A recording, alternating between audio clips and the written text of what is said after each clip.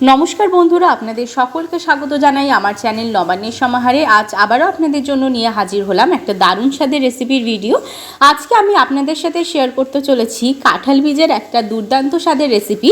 এই রেসিপিটা কিন্তু দুর্দান্ত লাগে গরম গরম ভাতের সাথে খেতে, আর বানানো এতটাই সহজ আর এতটাই নতুনত্ব একটা রেসিপি যে একবার দেখলেই কিন্তু আপনারাও বানিয়ে ফেলবেন। এই রেসিপিটা বানানোর জন্য এখানে বেশ কিছুটা পরিমাণ কাঁঠাল বীজ নিয়ে নিয়েছি। এবার এই কাঁঠাল বীজের সাদা যে অংশটা থাকে সেটাকে আমি কিন্তু ভালো করে ছাড়িয়ে নিয়েছি। এবার এই কাঁঠাল বীজগুলোকে ভালো করে এরকম ছোট ছোট টুকরো করে কেটে নিয়ে ভালো করে ধুয়ে পরিষ্কার করে নিয়ে চলে এসেছি। আর এদিকে দেখুন, এবার অপর দিকে আমি মিক্সিং জার নিয়ে তার মধ্যে কাঁঠাল বীজগুলো যেগুলো কেটে নিয়েছিলাম সেগুলো দিয়ে দিলাম। এর মধ্যে দিয়ে দিচ্ছি 2 টুকরো আদা, দিয়ে দিচ্ছি কাঁচা পাকা লঙ্কা। এবার অল্প একটু জল দিয়ে আমি কিন্তু এটাকে পেস্ট বানাবো, আর দিয়ে দিচ্ছি কয়েকটা গোলমরিচ। পেস্টটা আমি বানিয়ে নিয়ে চলে এসেছি, একটা পাত্র নিয়ে নিয়েছি। এবার এই পাত্রটার মধ্যে তৈরি করে আনা পেস্টটা কিন্তু আমি ঢেলে দিচ্ছি। আমি আপনাদের দেখিয়ে দেব যে এই পেস্টটা কত সুন্দরভাবে মিহিভাবে আমি তৈরি করেছি। দেখুন কত সুন্দরভাবে একদম মিহিভাবে কিন্তু পেস্টটা তৈরি করে নিয়েছি।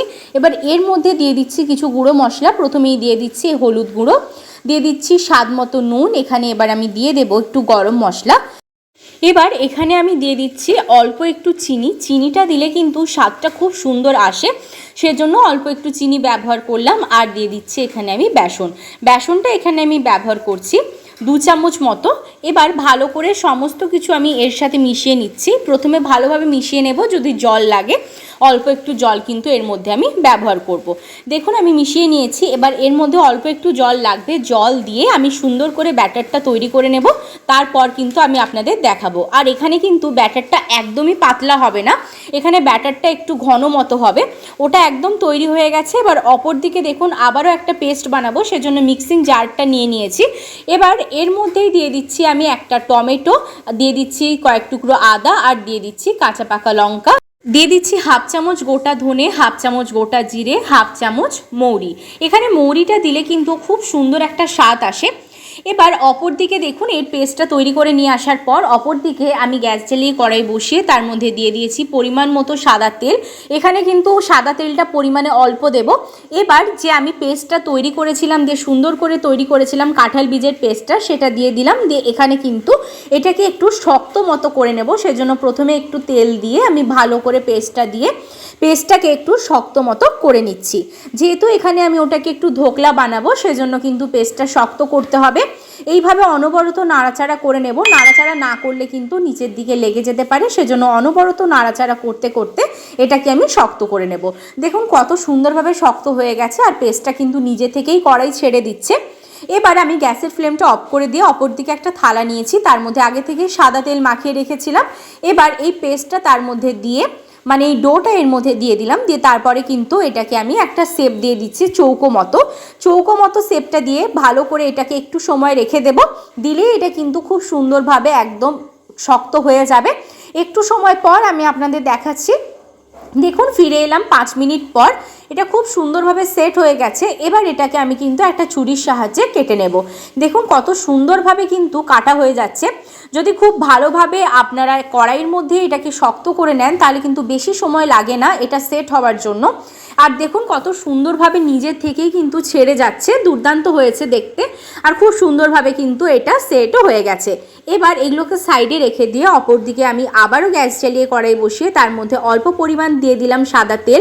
যেহেতু এগুলোকে আমি ভেজে নেব, আমি এই ধোকলাগুলোকে একটু হালকাভাবে ভেজে নিচ্ছি, বেশি ভাজবো না, কড়াভাবে একদম লো টু মিডিয়াম ফ্লেমে একটু সময় নিয়ে খালি ভেজে নিচ্ছি। দিয়ে তারপর আমি আপনাদের দেখাচ্ছি। আর এটা কিন্তু খুব কড়াভাবে ভাজা হবে না, একদমই অল্প একটু উল্টে পাল্টে নিলেই হয়ে যাবে। যেহেতু এগুলো আবারও পরবর্তীকালে আমি ঝোলে দেবো, সেজন্য এখানে বেশি ভাজার দরকার নেই। আর বেশি ভাজলে কিন্তু স্বাদটাও বেশি ভালো থাকে না। দেখুন উল্টে পাল্টে নিচ্ছি, এটা কিন্তু মোটামুটি আমার ভাজা হয়ে গেছে। এবার এইগুলোকে আমি তুলে নেব একটা পাত্রের মধ্যে। আমি আগেই বলেছি যে এগুলোকে আমি বেশি ভাজবো না। এবার এগুলোকে একটা পাত্রের মধ্যে আমি তুলে নিচ্ছি, একটু তেলটা ঝরিয়ে নিয়ে আমি এগুলোকে তুলে নিচ্ছি। দেখুন এবার প্রত্যেকটা একই রকমভাবে তুলে নেওয়ার পর আবারও কড়াইয়ের মধ্যে আমি এবার দিয়ে দিচ্ছি পরিমাণ মতো সাদা তেলটা দিয়ে দেবার পর চারিদিকে ছড়িয়ে দিলাম কড়াইয়ের। এবার এর মধ্যে আমি দিয়ে দিচ্ছি গোটা গরম মশলা। এখানে দিয়ে দিলাম 2টো লবঙ্গ, দারচিনি, এলাচ। এবার এর মধ্যে দিয়ে দিচ্ছি একদম অল্প পরিমাণ গোটা জিরে, দিয়ে দিলাম একটা কাঁচা পাকা লঙ্কা, এবার যে পেস্টটা তৈরি করেছিলাম টমেটো দিয়ে সেটা এবার এর মধ্যে দিয়ে দিচ্ছি। ভালো করে এবার এটাকে নাড়াচাড়া করতে হবে যতক্ষণ না একটু মাখো মাখো হয়ে যাচ্ছে। এইভাবে অনবরত নাড়াচাড়া করতে করতে এর মধ্যে আমি শুকনো গুঁড়ো মশলাগুলো দিয়ে দেবো। দিয়ে দিচ্ছি এখানে হলুদ গুঁড়ো, দিয়ে দিচ্ছি এখানে কাশ্মীরি লাল লঙ্কার গুঁড়ো, আর দিয়ে দিচ্ছি এখানে স্বাদ মতো নুন। আর এছাড়া যেহেতু এই পেস্টের মধ্যে গোটা সমস্ত ব্যবহার করেছি, গোটা ধনে গোটা জিরে, সেজন্য আর জিরে গুঁড়ো ধনে গুঁড়োটা এখানে আমি ব্যবহার করছি না। এবার ওপর থেকে ছড়িয়ে দিচ্ছি আমি কসৌরি মেথি, হাতে একটু ঘষে নিয়ে কসৌরি মেথিটা দিচ্ছি। কসৌরি মেথি দিলে কিন্তু স্বাদটা আরও বেশি ভালো হয়। আর যেহেতু এখানে কসৌরি মেথি ব্যবহার করলাম সেজন্য আর গরম মশলার গুঁড়োটা আমি ব্যবহার করব না। এবার বেশ ভালো করে মশলাটা কষিয়ে নেব, যতক্ষণ না মশলাটার থেকে একটু তেল ভেসে উঠছে আমি মশলাটা কষাবো। আর দিয়ে দিলাম এরকম অবস্থায় আমি স্বাদ মতো চিনি। চিনিটা দিলে কিন্তু স্বাদটা খুব ভালোভাবে ব্যালেন্স হয়, সেজন্য চিনিটা এখানে ব্যবহার করলাম। এবার বেশ ভালো করে মশলাটা আমি কষিয়ে নিচ্ছি। দেখুন কত সুন্দরভাবে মশলাটা ঘন হয়ে গেছে। এইভাবে অনবরত নাড়াচাড়া করে নিয়ে মশলাটা কষিয়ে নিয়েছি। দেখুন সাইড থেকে তেলও ভেসে উঠেছে। এবার এর মধ্যে কিন্তু আমি জল দিয়ে দেব। যেহেতু মশলাটা ভালোভাবে কষানো হয়ে গেছে, আর মশলা যত ভালোভাবে কষাবেন রান্নার স্বাদ কিন্তু তত ভালো আসে। মশলা কষানো যেহেতু হয়ে গেছে, এবার এর মধ্যে আমি দিয়ে দিচ্ছি জল। এখানে আমি টোটাল 1 কাপ মতো জল ব্যবহার করেছি।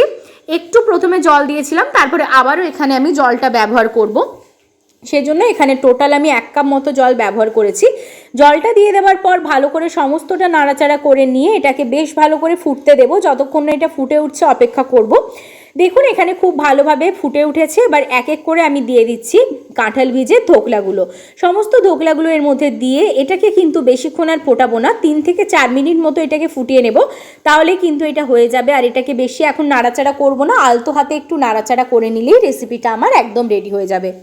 দেখুন এটা কিন্তু একদম রেডি হয়ে গেছে, খুব সুন্দরভাবে ফুটে উঠেছে। রেসিপিটা গরম গরম ভাতের সাথে, রুটির সাথে, পরোটার সাথে খেতে কিন্তু দুর্দান্ত লাগে।